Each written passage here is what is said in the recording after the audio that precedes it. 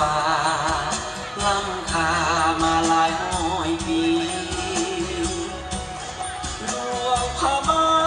งอารามงามดังมณีให้เห็นเป็นขวัญสีโชคดีสุขีสุขใจหลวงพระบางหลวงพระบางแสนแพงเหมือนฟ้าสร้างแปลงจำแรงเรื่องหุ้มสดใสนางสังขารตำนานบนทางฝังใจงามล้ำงามเลิศวิไลปรากฏกายให้เห็นทั่วหน้าหลวงพระบางหลวงพระบา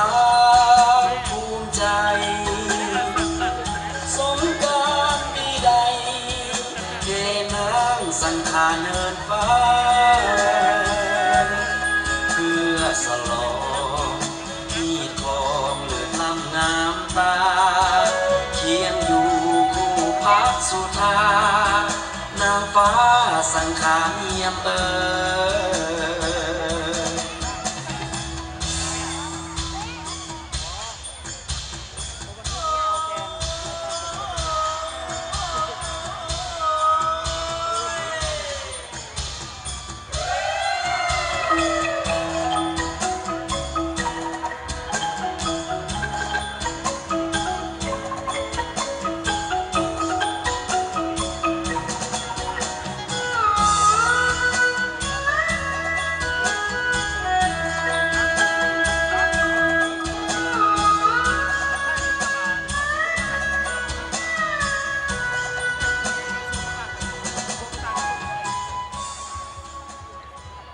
เจ้าขอเสียงตบมือกับสาวงามทั้ง10นางสาวแนวฮอกคำอีก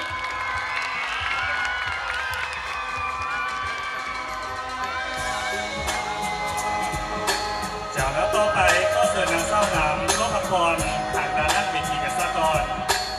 ฉะนั้นในปีนี้บุญปีมาเหล่าก็บอกเขามือใส่ข้ามดวงเป็นมื้อวันจันทร์เป็นมื้อแหบซ่องคำเดือน5เหล่าปีมาหลงจอซ่อ1,386รวมกันวันที่14 เมษายน 2025และสำหรับมือสักข้ามเหนาเป็นวันอังคารมื้อแหบสร้างคำเดือน5เหล่าปีมาหลง